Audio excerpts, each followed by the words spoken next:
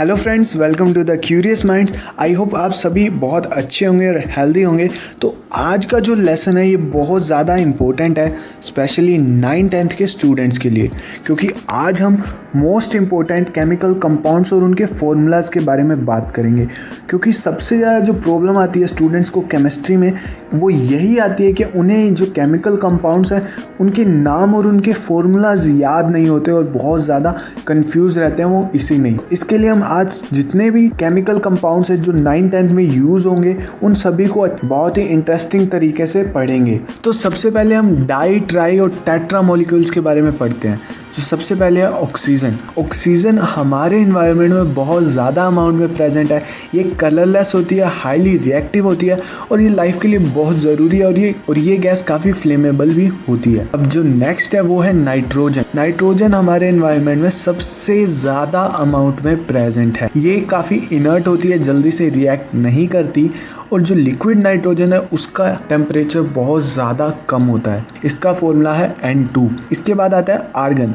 Argon एक noble gas है तो इसको मॉलिक्यूल बनाने की ज़रूरत नहीं है, ये AR की फॉर्म में ही एग्जिस्ट करती है। ओके, तो इसके जो एलिमेंट्स है वो इंडिपेंडेंटली एग्जिस्ट करते हैं। ये नॉन फ्लेमेबल है। इसका यूज़ वेल्डर्स करते हैं वेल्ड एरिया को प्रोटेक्ट करने के लिए, और आर्गन का यूज़ किया जाता है लाइट बल्ब्स के अंदर ताकि वो ऑक्सीजन को एंटर ना करने दे बल्ब्स के अंदर। इसके बाद है आयोडीन। जो आयोडीन है ये हैवीएस्ट स्टेबल हैलोजन है और ये सॉलिड की फॉर्म में एग्जिस्ट करता है और इसका कलर कुछ ब्लू, डार्क ब्लू ब्लैक होता है। इसके मॉलिक्यूल का जो फॉर्मूला है वो है I2। ठीक है, आयोडीन I2। इसके बाद है गैलियम। गैलियम एक सॉफ्ट मेटल है और इसका मेल्टिंग पॉइंट काफ़ी कम होता है और ये मेल्ट होता है सिल्वरी वाइट कलर में। अब गैलियम के अलावा जितने भी मेटल है, मरकरी, आयरन, कॉपर, जिंक, ये सब क्या कर सकते हैं, ये इंडिपेंडेंटली सॉलिड फॉर्म में एग्जिस्ट कर सकते हैं बिना मॉलिक्यूल बनाए। ऐसा क्यों? क्योंकि जो मेटल्स है उनमें मेटालिक बॉन्डिंग होती है। ठीक है, मेटालिक बॉन्ड्स बनते हैं जो इनको स्टेबल रहने में हेल्प। बिना मॉलिक्यूल्स बनाए काफ़ी सारे एलिमेंट्स एक साथ अटैच होके ये सॉलिड फॉर्म में एग्जिस्ट करते हैं मेटल्स। ओके, इसी तरीके से कैल्शियम, सोडियम, ये भी सॉलिड फॉर्म में एग्जिस्ट करते हैं और ये कैल्शियम कुछ इस तरीके का सिल्वरी सा दिखाई देता है। इसके अलावा अब बात करते हैं हाइड्रोजन की। तो हाइड्रोजन गैस का जो फॉर्मूला होता है ये होता है H2। हाइड्रोजन सबसे लाइटेस्ट गैस है, इसलिए जो बैलून्स है उनमें हाइड्रोजन भरी जाती है क्योंकि हाइड्रोजन का मास काफ़ी कम होता है तो वो एयर में फ्लोट करने में बैलून को हेल्प करती है। इसके बाद है फॉस्फोरस। तो फॉस्फोरस काफ़ी ज़्यादा रिएक्टिव होता है और इसके जो मॉलिक्यूल का फॉर्मूला है वो है P4। अब ये फॉस्फोरस दो तरह का होता है, एक होता है रेड फॉस्फोरस, एक होता है वाइट फॉस्फोरस। रेड फॉस्फोरस जो मैच स्टिक्स है, जो माचिस की जो तीलियाँ होती है उस पर जो रेड रेड होता है वो फॉस्फोरस होता है और ये हाईली रिएक्टिव होता है और हाईली फ्लेमेबल होता है, इसलिए हम इसको मैच स्टिक्स में यूज़ करते हैं। अब जो नेक्स्ट जो मॉलिक्यूल है वो है chlorine. Chlorine second lightest halogen molecule है। नॉर्मल टेम्परेचर पे क्लोरीन गैस होती है और उसका कलर कुछ येलो सा होता है जैसा आप ये पिक्चर में देख रहे हैं, और इस पर अगर हम थोड़ा सा प्रेशर अप्लाई करेंगे तो ये क्लोरीन लिक्विड फॉर्म में चेंज हो जाती है जिसका कलर ऐसा लाइट येलो होता है और इसका जो फॉर्मूला है वो है Cl2। तो अब है ओजोन। ओजोन का फॉर्मूला होता है O3। 3 ऑक्सीजन कंबाइन होके ओजोन बनाते हैं।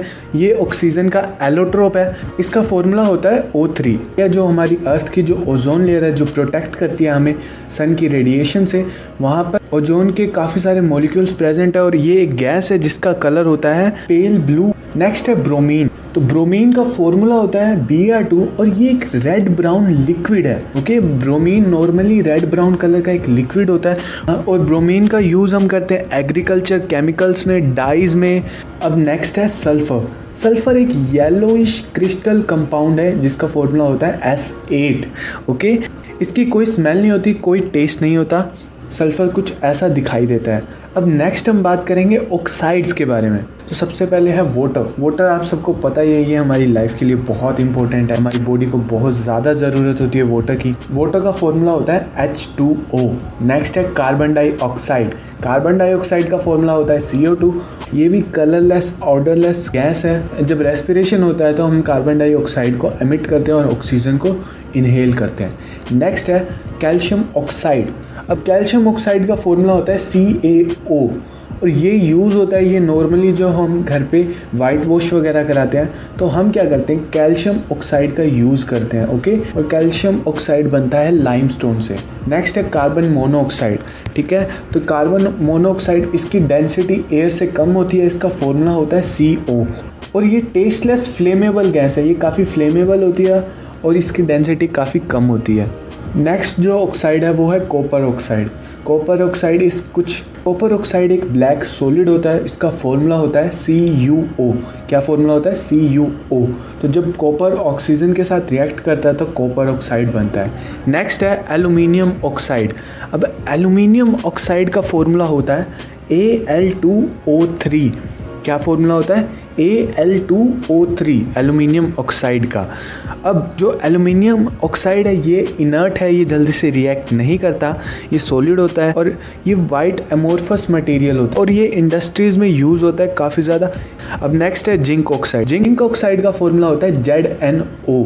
ओके, तो ये जिंक ऑक्साइड वाटर में सोल्यूबल नहीं होता और ये एक वाइट कलर का पाउडर होता है। इसके बाद है सोडियम ऑक्साइड। अब सोडियम ऑक्साइड भी वाइट कलर का होता है और सोडियम ऑक्साइड यूज़ होता है ग्लासेस और सिरेमिक्स को बनाने में, इसका फॉर्मूला होता है Na2O। नेक्स्ट है मैग्नीशियम ऑक्साइड। मैग्नीशियम ऑक्साइड भी वाइट कलर का सॉलिड होता है और मैग्नीशियम ऑक्साइड एक सोर्स है मैग्नीशियम का, तो मैग्नीशियम ऑक्साइड से हम मैग्नीशियम को ऑब्टेन करते हैं। फेरिक ऑक्साइड, अब ये एक और है आयरन का, इस फेरिक ऑक्साइड में से हम आयरन को ऑब्टेन करते हैं। फेरिक ऑक्साइड का फॉर्मूला होता है Fe2O3, रेड ब्राउन इसका कलर होता है। नेक्स्ट है आयरन ऑक्साइड, इसका कलर भी रेड ब्राउन होता है और इसका फॉर्मूला होता है FeO.Fe2O3, जिसको हम Fe3O4 भी कह सकते हैं। ठीक है, आयरन 2,3 ऑक्साइड, और पहले हमने पढ़ा था Fe2O3, वो था फेरिक ऑक्साइड। अब नेक्स्ट है lead oxide. Lead oxide, Pb का मतलब होता है लेड और O है ऑक्सीजन। ठीक है, तो लेड और ऑक्सीजन मिलकर बनाते हैं लेड ऑक्साइड। अब आप सोच रहे होंगे कि लेड ऑक्साइड, ये यहाँ पर तो 3 कंपाउंड दे रखे हैं पर ये तीनों ही लेड ऑक्साइड है। इनकी जो स्ट्रक्चर है अलग अलग होने के कारण इनका जो कलर है ये अलग अलग होता है, पर तीनों ही लेड ऑक्साइड है और लेड ऑक्साइड का फॉर्मूला होता है PbO। नेक्स्ट है सल्फर डाइऑक्साइड। सल्फर डाइऑक्साइड काफ़ी टॉक्सिक गैस होती है। सल्फर डाइऑक्साइड एक हार्मफुल गैस है और जब वोल्केनिक इरप्शंस होते हैं तो उसमें भी काफ़ी अमाउंट में सल्फर डाइऑक्साइड रिलीज़ होती है। इसके अलावा फैक्ट्रीज़ में भी सल्फर डाइऑक्साइड रिलीज़ होती है। ओके, तो ये काफ़ी टॉक्सिक है और इससे काफ़ी ज़्यादा एयर पोल्यूशन होता है। अब सल्फर ट्राईऑक्साइड, सल्फर ट्राईऑक्साइड भी एक तरीके का पॉल्यूटेंट है जो एसिड रेन के लिए रिस्पॉन्सिबल होता है। इसके अलावा सल्फर ट्राईऑक्साइड का यूज़ सल्फ्यूरिक एसिड को बनाने में भी होता है। नेक्स्ट है नाइट्रोजन डाइऑक्साइड। अब नाइट्रोजन डाइऑक्साइड जो है इसका फॉर्मूला होता है NO2। एक नाइट्रोजन और 2 ऑक्सीजन मिलकर बनाते हैं नाइट्रोजन डाइऑक्साइड। इसका कलर येलोइश ब्राउन होता है और इसका यूज़ होता है फर्टिलाइजर्स को बनाने में। नाइट्रोजन डाइऑक्साइड का यूज़ होता है फर्टिलाइजर्स में। इसके बाद है नाइट्रिक ऑक्साइड। नाइट्रिक ऑक्साइड होता है NO। एक नाइट्रोजन और 1 ऑक्सीजन मिलकर बनाते हैं नाइट्रिक ऑक्साइड। और जो नाइट्रिक ऑक्साइड है ये कलरलेस गैस है, इसको नाइट्रोजन मोनोऑक्साइड भी हम कह सकते हैं। अब नेक्स्ट है नाइट्रस ऑक्साइड। तो नाइट्रस ऑक्साइड का फॉर्मूला होता है N2O, 2 नाइट्रोजन और 1 ऑक्सीजन। नाइट्रस ऑक्साइड, इसको हम लाफिंग गैस भी कहते हैं और इसका यूज़ होता है, नाइट्रस ऑक्साइड का यूज़ होता है डिप्रेशन वगैरह को ट्रीट करने में और ये नॉन फ्लेमेबल गैस होती है। इसकी जो सेंट थोड़ी सी स्लाइट मेटेलिक होती है। नेक्स्ट है मैंगनीज डाइऑक्साइड। अब मैंगनीज डाइऑक्साइड, इसका फॉर्मूला होता है MnO2। ठीक है, तो इसमें मैंगनीज और ऑक्सीजन मिलकर मैंगनीज डाइऑक्साइड बनाते हैं। इसका कलर होता है ब्लैक। ठीक है, तो ये ब्लैक सॉलिड होता है। नेक्स्ट है मर्क्यूरिक ऑक्साइड। मरकरी Hg और ऑक्सीजन के साथ मिलकर बनाता है मर्क्यूरिक ऑक्साइड। इसका कलर होता है रेड और ऑरेंज कलर होता है मर्क्यूरिक ऑक्साइड का और ये सॉलिड होता है नॉर्मल टेम्परेचर और ये काफ़ी रेयरली फाउंड होता है। इसके बाद नेक्स्ट है क्यूप्रस ऑक्साइड। कॉपर और ऑक्सीजन, 2 कॉपर के एलिमेंट और 1 ऑक्सीजन मिलकर बनाते हैं क्यूप्रस ऑक्साइड। क्यूप्रस ऑक्साइड है कॉपर का, कलर रेड कलर होता है इसका और ये पेंट्स वगैरह में यूज़ होता है। इसके बाद नेक्स्ट जो केमिकल कंपाउंड है वो है गैलियम ट्राईऑक्साइड। गैलियम ट्राईऑक्साइड का फॉर्मूला होता है Ga2O3।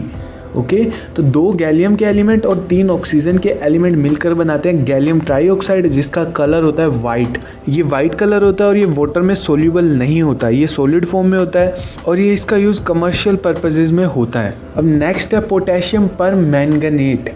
ओके, ये ऑक्साइड्स में नहीं आता पर मैंने इसको इसमें रखा हुआ है। तो potassium permanganate normally solid form में होता है और इसका कलर कुछ वॉयलेट, डार्क वॉयलेट कलर होता है। इसका फॉर्मूला होता है KMnO4, potassium permanganate KMnO4।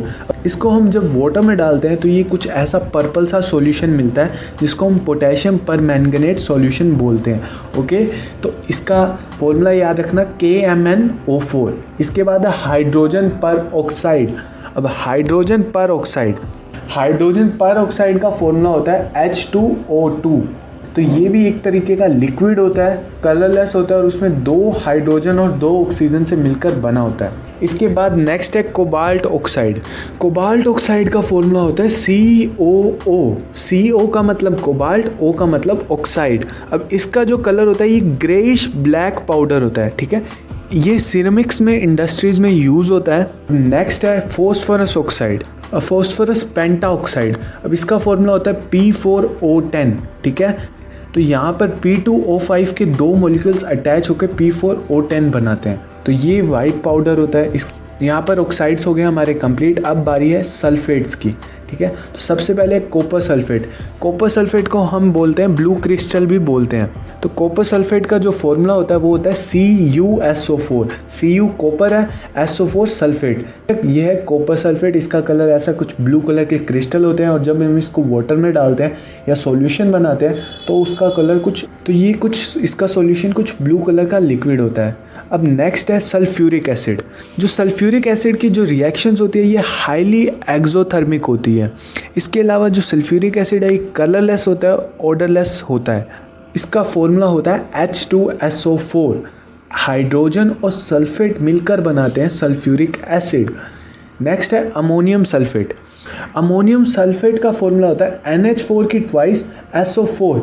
NH4 क्या होता है? Ammonium ion.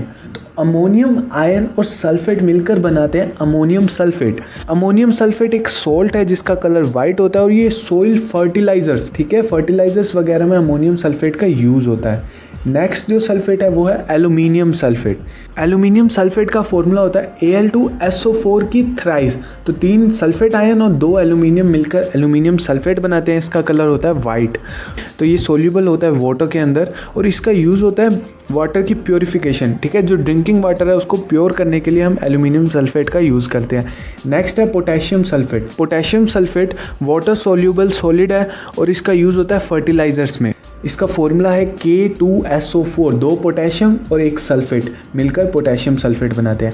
नेक्स्ट है सोडियम सल्फेट। ओके, तो सोडियम सल्फेट का जो फॉर्मूला होता है वो होता है Na2SO4। इसका कलर भी वाइट पाउडर की तरह होता है ये। और इसके बाद जो है वो है सोडियम सल्फाइड। सोडियम सल्फाइड और सोडियम सल्फेट में क्या फ़र्क है? सोडियम सल्फाइड का जो फॉर्मूला होता है वो होता है Na2SO3 और सल्फेट में होता है Na2SO4। ओके, तो सल्फाइड, इसका कलर भी वाइट होता है। इसका कलर हल्का सा वाइट और पेल येलो कलर होता है इसका। और इसका यूज़ होता है कमर्शियली एंटीऑक्सीडेंट, ठीक है, एज अ प्रिजर्वेटिव और एंटीऑक्सीडेंट इसका यूज़ होता है और इसका फॉर्मूला होता है Na2SO3। नेक्स्ट है जिंक सल्फेट। जिंक सल्फेट का फॉर्मूला होता है ZnSO4। Zn जिंक और सल्फेट मिलकर बनाते हैं जिंक सल्फेट और इसका कलर भी वाइट होता है। जिंक सल्फेट का कलर वाइट होता है और इसका यूज़ होता है जिंक की डेफिशिएंसी को कम करने में हमारी बॉडी के अंदर। नेक्स्ट है फेरस सल्फेट।